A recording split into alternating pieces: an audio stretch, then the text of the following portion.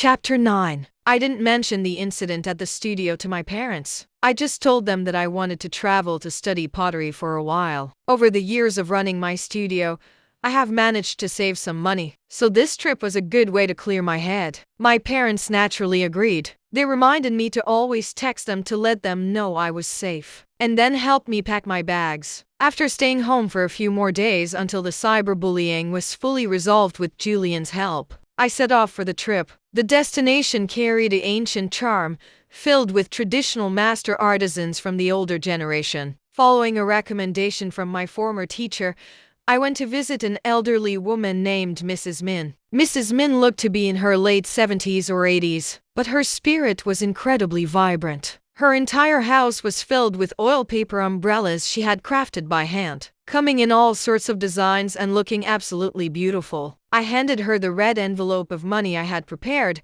but she pushed it away. Fewer and fewer young people want to learn this craft nowadays, and this old woman doesn't have much else to offer. But as long as you want to learn, I will teach you. Handmade crafts were time-consuming, meticulous, and didn't bring in much money. Their decades of dedication were simply for the sake of one thing: inheritance. Mrs. Min's craftsmanship was exquisite. She guided me through the entire afternoon, which was enough to give me a solid introduction to the basics. To express my gratitude, I volunteered to handle the kitchen duties. Just as I brought out 3 dishes and a soup, I spotted someone who absolutely shouldn't have appeared here. Lawyer Julian? I looked at the man in front of me in complete shock. Today was Friday. Julian wasn't wearing his formal, tailored suit from our previous meetings, but rather a very casual, simple outfit. Standing at the door with an oil paper umbrella, he gave me a sense of unreality. "Emma, let me introduce you. This is my grandson, Julian. He's working as a lawyer now,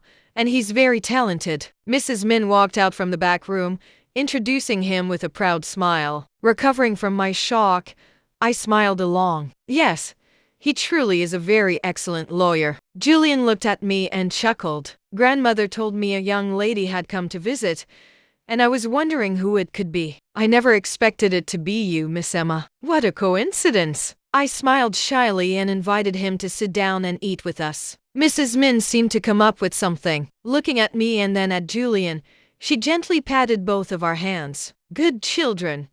You're both such good children."